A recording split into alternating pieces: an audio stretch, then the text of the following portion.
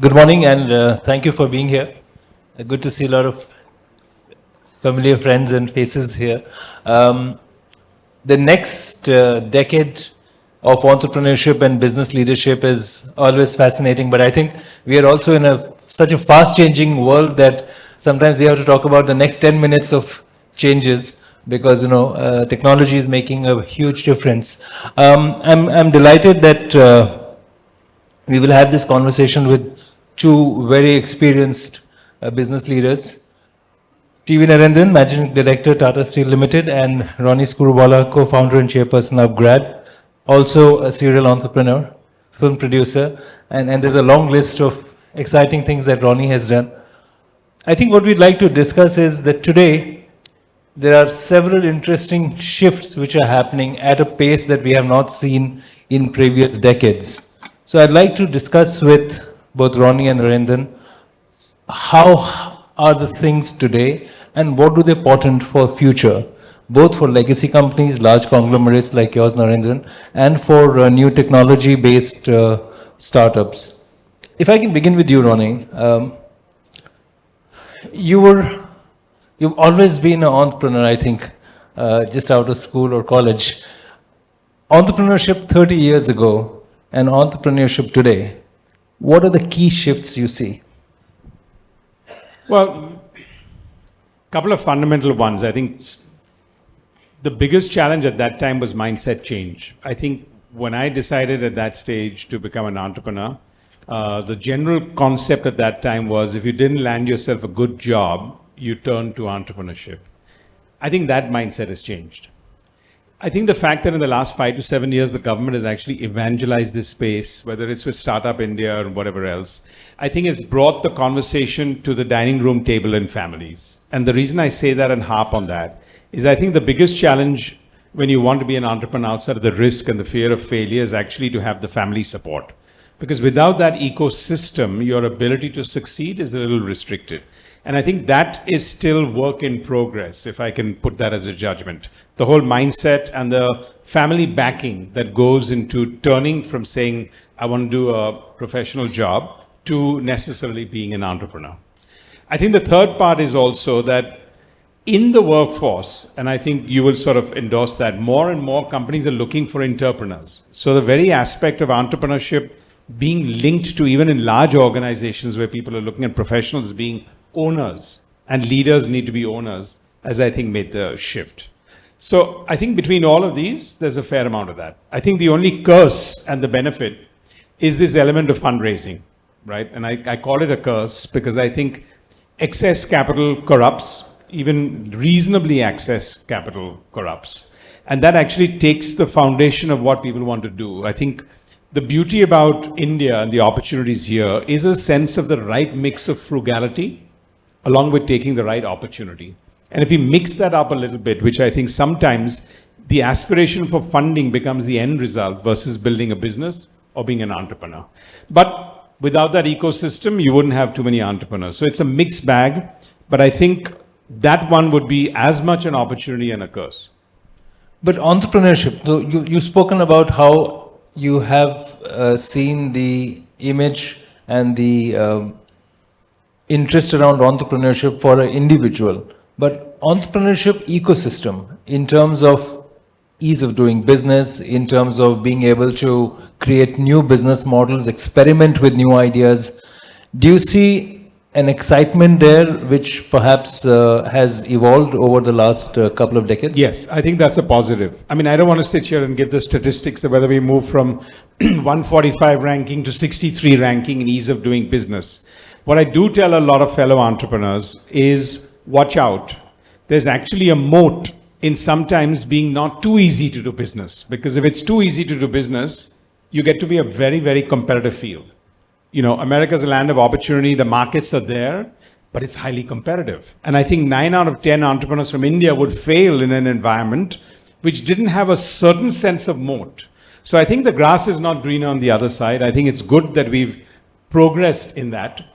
But that sense kind of skills people to sort of move forward in spite of some of the challenges and difficulties. And I think, therefore, I would term it as a positive. Narendran, steel, the creation of steel or invention of steel has changed the world. But today, steel itself is at a very interesting inflection point. And as you were referring to earlier, is steel going to be obsolete? Will steel still be relevant in the next 10 years? Because you have a lot of discussion about composite materials, you have discussions about lightweighting, even for or aeroplanes, for example. It also means that a company like yours has to reinvent yourself and think about doing something which perhaps was not relevant earlier. I mean, the focus on sustainability, for example, the using better technologies to produce better types of steel. Where is the industry now, and what are the big rethink which is going on in your company today? Thanks. So let me start by making a pitch for steel. There's 40 times more steel used than any other metal in the world. So it's like we are long way away from being obsolete. For a very simple reason, it's 55 rupees a kilo. What do you get for 55 rupees a kilo? You don't get tomatoes, right? So I think that's where it is. That's why steel is used extensively, right? So having said that, but there are problems to solve because steel accounts for 8% of the carbon footprint in the world, because the traditional way of making steel is using coal not just as an energy source, but as a reductant in the process. So you need to find different ways of making steel. The simpler way is to melt steel scrap, because steel is the most recyclable metal, because you can separate it easily using magnets, etc. So there's a lot of work going on one is recycling steel. The concept of circularity is going to come in a much bigger way. In the industry, we've traditionally been a linear value chain. It's going to become a more circular value chain. Secondly, a lot of work going on hydrogen. Hydrogen is a good substitute for coal. It acts as an energy source and a reductant. So there's a lot of work going on there. So the good news is a lot of investments in technology to reinvent the way steel is made, which has traditionally been made in a similar way for the last 100 years. So I think that's the opportunity. But the policy framework needs to be there. Governments need to support it. It's already happening in Europe quite a bit. Customers need to be willing to pay more for green steel.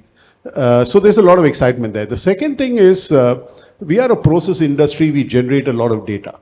You know, in today's day and age where technology and data is really going to be the new gold or the new oil or whatever you call it, there's a lot of opportunity because we only capture a fraction of the data that we generate every day, and we only use a fraction of what we capture. So there's enormous opportunity to drive greater cost efficiencies, better stakeholder experience, better customer experience. And so there's a lot of opportunity there as well. And with technologies being allowing us to do remote operations, you're also able to attract talent because you don't need to send them to remote places, which is where typically steel is made. But these changes, Narendran, are very fundamental changes, because when you talk about a data-driven organization, then the whole concept and the process of capturing data starts from the unit level and comes up, and then you have to change maybe the structures of the organization, you have to change the hierarchy of the organization, the way systems work, which means that your company is probably going through a huge reinvention internally. How much of that is a challenge for you, especially being a legacy company? Absolutely. I think it's a challenge and an opportunity. So we've been on this journey for the last few years. So you need to spend millions of dollars having the sensors in different parts of the organization, different parts of the process to capture the data. You need to create the infrastructure to process it. You need to create the talent. That's a huge cost as well. Huge. But it's worth investing in it because that's how you differentiate yourself. That's how you, in what is seen as a commoditized industry, create your own space. So I think it's not something you can avoid. And for us, we've been at it for the last 7-8 years. We've been recognized as what is called a lighthouse, which means you're ahead in the manufacturing industry on deploying digital technologies. So we've been recognized for that. And I think it's a great journey because it's also a great way for us to attract younger talent, get them excited. They're no longer excited about walking the shop floor. They want to see how to use data better. So it's an opportunity as well. So speaking of talent, and Ronnie, you are best placed to speak about that. Today there is a big debate whether the concept of degrees are even relevant. You enter a degree course, and in 3 years when you exit, the whole world has changed. And all that while you were just sitting in classrooms. So there is a lot of thought that should we do away with degrees? Are they even relevant anymore? Continuous learning is there for those who have graduated, but most of us in this hall are sitting and living off degrees that we had 20 or 30 years ago. How much of that is relevant? What is your view on this talent in the employer's perspective for the next decade? Will they continue to look at an MBA degree or a BTech degree as the certifier of somebody's capability? So I think some sense of structured learning is very, very critical. Okay, and that nomenclature can evolve over a period of time. And I think even if you look at the classic sense of a management degree, and a management degree was on HR and marketing, today it's on data analytics and business analytics. So that evolution is happening to a certain level. But I do believe that some sense of structured learning is important. The validity of that is the problem. So I think the big challenge for us is not really whether a degree is relevant or not, it's the validity of it. Which actually means that your concept of wanting to continue to learn and upgrade yourself every 3 to 4 years is becoming more. I like the way you used upgrade in your sentence. Yeah, with an E. But all I would say to that extent is, today the big question is, do you need a specialist, do you need to be a generalist, or is there a combination of both? And if you answer some of that question for most organizations, I think that's also a big crossroad. Even when you're looking at something like AI disrupting the space, my big question for a lot of the people is, are you going to invest more to reskill your present people? Or are you going to feel you need to identify a whole new set of people? And at the structure of that, if organizations, HR heads, CEOs can have some answers for that, you'll actually be able to look at the next 5 to 10 years. Do you want to reskill your own people? Do you want to actually have a new mindset of people that come in? So there are a lot of those crossroads that are going to determine that. But to answer your question very directly, today, 7 out of 10 people we do research want to get on with their job. They want employability linked programs or something that will get them further in their career. But I think we're missing the point of saying a base camp of formal learning, which adds a little bit of discipline, which adds a little bit of structured learning. Because if you don't do that, I think the grass won't be greener on the other side because you lack that structured learning that is required as a base camp that everyone now looks and takes for granted. But today, if a coder goes and says, I've been coding for 20 years and I've developed these fantastic software, a company can say that, I already have a software to create more software. I don't need you anymore. So everything that a person has done, even if that person is 30 or 40, in many ways is irrelevant. So how will you convince that person that structured learning is important? See, Pranjal, I think the main question is when you're in some sense of formal, you take for granted the learning of soft skills. And the reason I say that is because I think 50% of everyone getting ahead today is really about the soft skills, what they don't teach you in a structured learning. But I think you pick that up. If you had none of that, and then if you just walk out into the world and say, I'm going to only learn on the job, you need to actually be very blessed with the aspect that you're going to be able to pick up that. So I'm a firm believer that you need that base camp.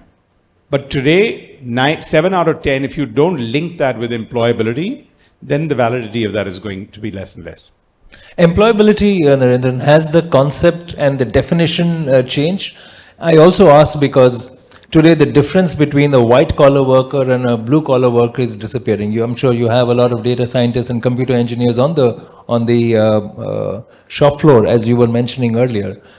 So when you are in the coming years, when you look at hiring, and for younger people who are watching and listening this, what will employability look like in the future? So traditionally in India, I think we've had a kind of focus on degrees more than vocational skills. I think we need to correct that quite a bit. If you see a lot of the developed world, if you look at Europe, you look at Australia, there's a lot of respect and dignity for vocational skills, which I think we need to inculcate more in India. Need to start with the school system and take it on from there. Somebody once told me that the only 2 professions in India where you get paid more for skills than education is entertainment and sports. And and even if I look at manufacturing, etc., when you hire an engineer, you would ask which college are you from. But when you hire a welder or somebody to do some work in the plant, you're not necessarily looking at how that person was trained, what is the certificate, what is the premium you would pay for a good skilling institute, and so on and so forth. So I think that's going to change. Second thing is, legacy industries like ours will always struggle to get the best of talent. We used to get the best of talent earlier. Now we have to make the best out of what we get. And I think there are great organizations, and more recently, we've all talked about ISRO. You know, the kind of L&D processes that they have to develop people and to really make them world-class scientists is something I think a lot of us in the private sector need to learn from. So instead of an engineer, you might have a data scientist without an engineering background. Absolutely. So there are two ways to look at it. You would have a data scientist. You would also try and make data scientists out of the people you have. One of my colleagues told me once, it's easier to make a metallurgist a data scientist than a data scientist a metallurgist. So you need to do it both ways. I just want to add to that. Sure. I think the career swapping that's happening today when people are actually looking at the next level of specialization and learning, you're seeing that in the DNA of people. The base camp of what they studied is not necessarily the career shift they want to move to. When they want to move to being a specialist in some manner, they start on base camp. It's not about a progressive approach that I need my engineering degree, then I need to do this. So when somebody comes to upGrad, Ronnie, what is the biggest expectation they have? Will I get a job? Will I get a promotion? What is the big expectation they come to you with? I think first is actually they're stuck in their career. So there's a certain sense of counseling. The question is, am I a little burnt out or am I at a cross section? Second, am I going to be outdated? So what do I need to do to upgrade? So a third of them, I think, are people who are looking to say, I want to be less relevant. And that happens now, not at an age group of 45, but even at 35. Even at 35, people having at the crossroad of saying, am I going to be irrelevant in 3 to 4 years? So that's one element. And then there's a second element that says, I want to turbocharge my career. And today, I think it's no longer about organizations saying the bottom 15% are the question mark. I would say if you're not in the top 50 percentile of your company, you can't take your job for granted. So when you look at that ratio that's moved from 85-15 to 50-50, I think the pressure on the younger generation to... But you know, what Narendran said is also not about top and bottom anymore, Ronnie. It's also about completely new set of work opportunities emerging. Which is why the 50-50 has come about, because Right. the relevance of where you need to be is being analyzed, not just how well you've performed over the last 3 years in your specific job. Do you see that happening in Tata Steel? Yeah, a lot absolutely. of lateral movement? Absolutely. I think we do that as a process of development. We move people. You could either move vertically, you could be a specialist. If that's your passion, you could move vertically, or you could move horizontally. And you need to create those opportunities, because honestly, if I look at it from the Indian system point of view, not everyone who's an engineer wanted to become an engineer, or not everyone who's a doctor wanted to become a doctor, right? So you discover your own passions as you go out there, and sometimes you make switches. I just But met it somebody means- out there who's a doctor who's in the civil services. So I'm going to switch gears here, not to make this a completely HR discussion. And you know, there are very big shifts which are happening across the world, and some of you know, in my new book, I've talked about the forces of sustainability, emerging technology, and social impact having a huge $25 trillion disruption of revenue models across the world. Sustainability is at the core, and linked to it is social impact, which all three forces were acting separately, but suddenly they have come together, especially in the post-COVID world. Narendran, I'd like to request you to share the example of what just happened at Port Talbot, where you worked with the UK government to have a fundamental transition of manufacturing from old technologies to green manufacturing. Is that going to be now the focus for nearly everybody in the manufacturing sector, that make that transition as fast and as efficiently as possible? Yeah, absolutely. I think Europe in some sense is leading the way, because the policy framework, the infrastructure which is being set up is supporting this transition. So there's a cost of not transforming, right? But I think there's a lot to learn from that journey, and we're doing it across other locations as well. I think the value pools will shift in this transition. What drove competitiveness will shift, right? Because if I look at steel, typically you set up steel plants where there was coal and iron ore. Now we would set up where there's energy available cheap, or hydrogen available cheap. In the UK context, UK exports a lot of steel scrap. So the whole proposal there was, how can you leverage the steel scrap which UK has and convert it into steel which you can use in the UK? Of course, it meant support from the government for the capex and some support from the opex, etc. But today, governments in Europe are willing to discuss with you, because they know that industry by itself cannot do this transition. So you need the industry to put in money, governments will put in money, and customers also should be willing to put in money where the mouth is. I just want to add maybe I'm a little outside on this because I've been in sectors where this is not the center stage for it because we're in service. But just as an outside, I would say we need to be careful about the fact that if it's too much of a push, I think people are going to set themselves high targets because that's what they need to articulate. And then they're going to pull back because it's always 10 years later. So my sense from the outside is we need to be clear that this is something everyone, the whole organization, a government, and environment takes for granted. Otherwise, there's going to be pullbacks with large statements right now. And then I think the British Prime Minister has just done that 5 days back, right? So I think if you look at some of those, that's one. And second, it should not be that consultants are going to make $1 billion of revenue right now in this sector, just consulting with everybody, knowing that every 2 years the benchmark is going to change.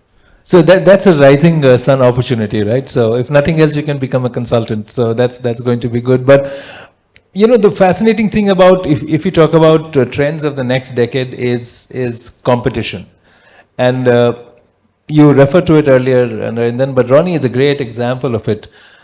Competition for any sector and any company will come and can come from somebody who's not in the sector at all.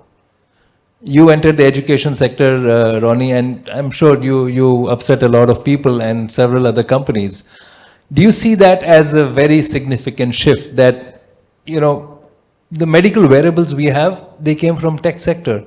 So the medical devices industry is competing with a bunch of people who have no experience or legacy in healthcare. How much of that is going to disrupt business models?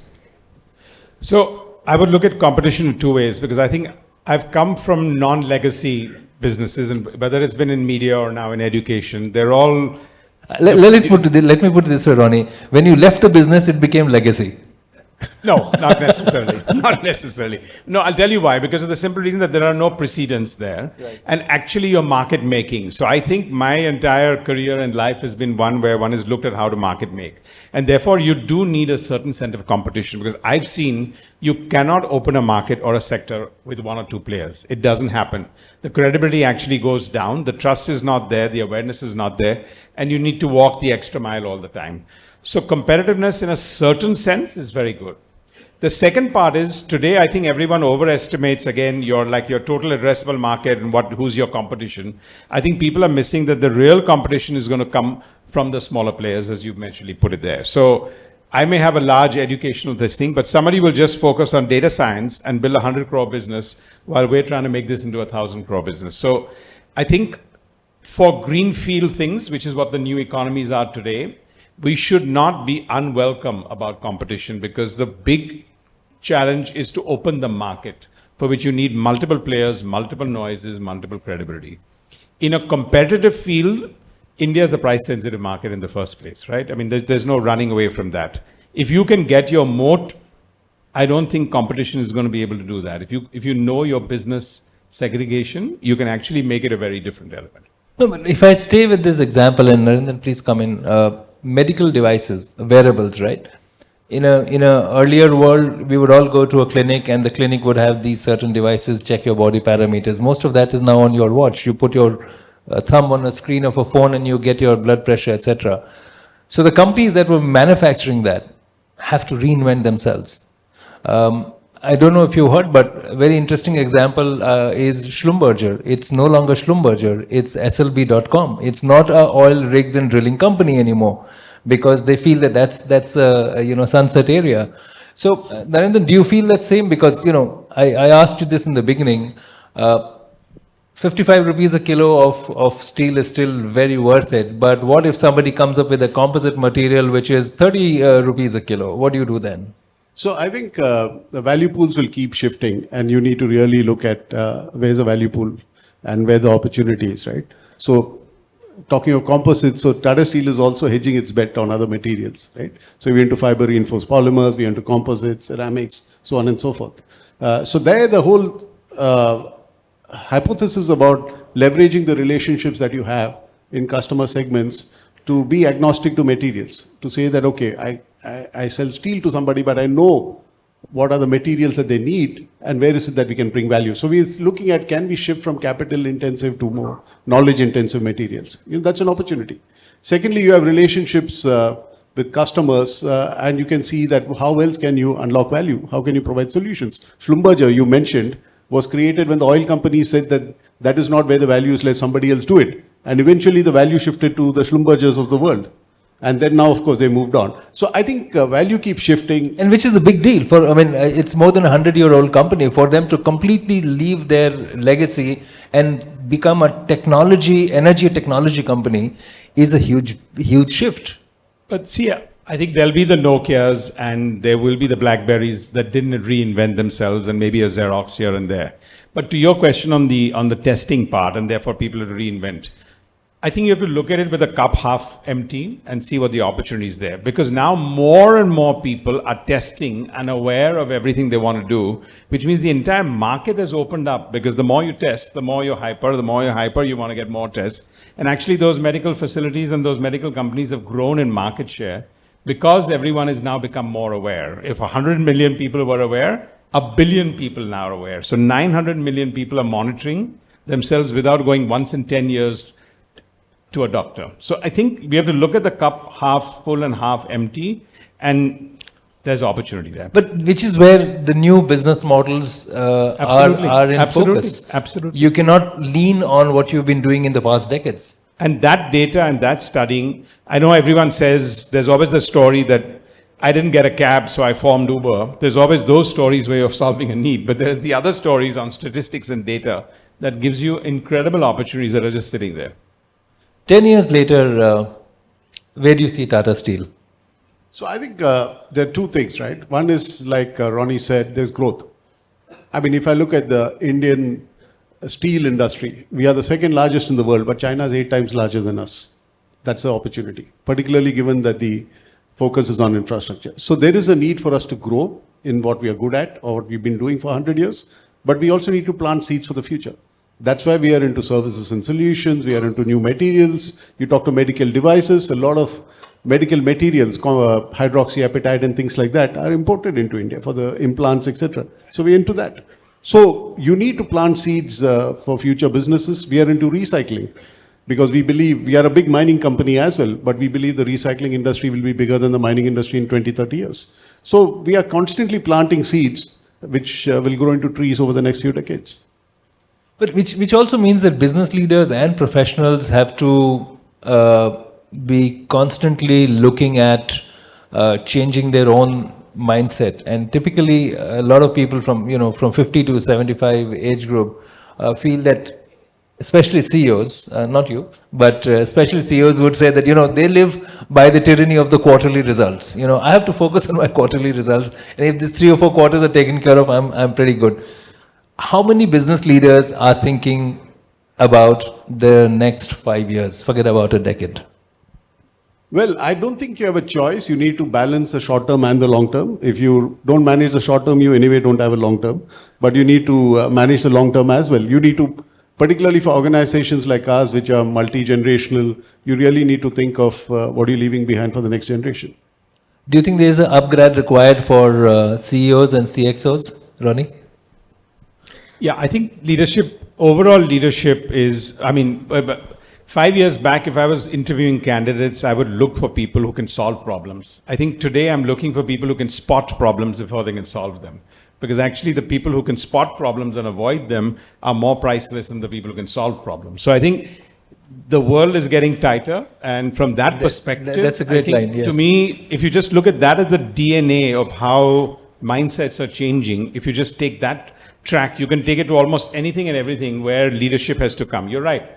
Yeah. Constantly is a word that can be defined very subjectively. Constant could be 6 months, constantly can be every 6 minutes. And I think people should not be worried about change. I think there's a lot of apprehension about the word change and constant change.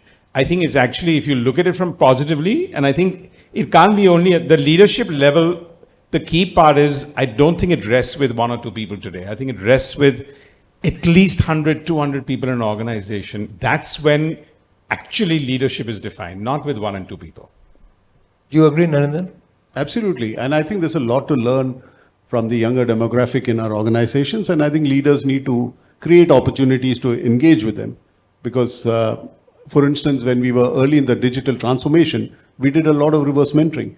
So where people below 30 were mentoring the leaders who are over 50. How did that play out? I mean, I can't imagine somebody who's 60, listening and taking notes from a 30-year-old, because I mean, there is a huge mental block against that. No, but these were one-to-one interactions, and honestly, you asked some questions you were afraid to ask in public. So, it really helped for me. I remember at that time, 7-8 years back, even understanding the difference between virtual reality and augmented reality, etc., was something which it was a good conversation to have. So I think all of us benefited from that. It also helped us connect with the younger demographic. I would recommend every chief executive officer has a chief COS at 25 years, 28 years, and 32 years. Chief of staff. Yes, and build that. 3 different ones with 3 different perspectives in life, and one could be more leaning on technology, one is more consumer, one is more product, because you need a little bit of depth. And I think that office today needs to be defined even at the corner office in a very different way. But I heard that L&T, SNS has a set of executive assistants across all businesses, and there's one for each, about 80 people. Who are doing this, I was told. So it's interesting that some of the conglomerates and CEOs are looking at that. One, of course, to keep track of what's going on, but create the new gen of leaders as well. Because you're not looking for gossip, you're not looking at somebody to go out and check, you're looking for insights. I think today more than ever, the value of having insights is 10 times more important than what it was before. And to have somebody with a completely neutral perspective giving you insights, which your normal executive team may or may not volunteer to give, and even if it's an open culture, they may not look at it that way, I think it's quite disruptive. So we have a couple of minutes left. I've taken some of the questions from and integrated it in my conversation. But if I were to request both of you to give us 3 big shifts that we have to prepare for business in the next decade, not just Indian, because I think one of the big trends that we have not addressed perhaps is that a lot of Indian companies, mid-level Indian companies, have very global ambitions. So it's not about business in India, but business from India, which could be for the Indian market, but for others as well. So, Ronnie, 3 big shifts that you think will define business in the next decade. Well, before I start with that, I think I would caveat that all the 3 big shifts will actually shift if we sat here 18 months from now in the first place. And if we don't believe in that, then that's a problem, because it has to get revalidated, would be my first caveat before I said that. But if you look at the present buzzword of, say, artificial intelligence, I mean, to me, besides the fact that there is a little bit of overhype in the context, but it is, in my opinion, a GDP changing factor. I think countries can go up and down in GDP if we can take this one. And I think India's got a huge opportunity. Because if the AI sector is going to be a $15-20 trillion industry in the next 10 years, that's a combination of some of the top economies in the world. So I think that's a massive opportunity. And I think India could be sitting there. We keep saying we're the Vishwa Guru, and in many ways we can be, but I think there's an opportunity right there. Second, I think, is the consumer. I think less and less I'm finding people being more in touch with being the consumer, because there's a certain legacy with how you interpret the consumer. But I think that's changing so rapidly. We are more concerned about technology and artificial intelligence than actually what the consumer is changing, what the wallet share of the consumer is changing. And if you can keep a track on that, and maybe in the service sector, it's different. In the steel sector, it will be different, because that's much more a different institutional consumption. But in very most sectors, if you can follow wallet share and you can follow the consumer, and especially the younger demographic, you're going to be able to look at that in a very different manner and not get intimidated by technology. That would be the second. And third one, I'm in a sector where I think lifelong learning is here to stay. And I think the sooner we accept it, the sooner we think there's an urgency for it and not a casual need for it. And the sooner we accept it that it stops at 45, but not at 65, I think the better way it'll all be. So I'll also ask you a business secret, which you may or may not reveal, is if you were to start a new company, which sector would that be? If you were to enter a new sector, along with upGrad, I'm not saying you're exiting, but... Yeah, I think I'm in a new sector. It's only 5 years old. It's as new as it gets. Only 5 years old? It's only 5 years old. But what's a new sector you think which will be exciting? You may or may not invest in it. Yeah, I've thought about that. I'm not necessarily going to talk about that, but I think the levels of what the sector specifically that I'm in service. But I think the combination of where data and analytics and artificial intelligence is going is definitely one that will be there. I think education is a formal word, but I think skilling is a down market word, and I think we need to bridge between the two. But I think the world at 8 billion going to 9 billion is an aging population.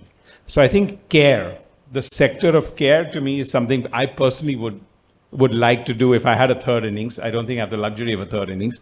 But if I have, I would look at the care sector. And I mean, care is just a lot more than just health, a lot more than just med tech. But that's where I think the next billion consumers are going to come in from. Actually, I talk about often in some of my lectures about the caring economy. And the caring economy is as much about taking care of the society, planet, as employees, citizens, consumers, planet is part of that overall caring economy. And I think that is going to be a big shift. Then 3 big shifts that you would you see and you are also participating in. One is climate change and related subjects, circularity, sustainability, so on and so forth, will impact us in multiple ways as customers, as business people.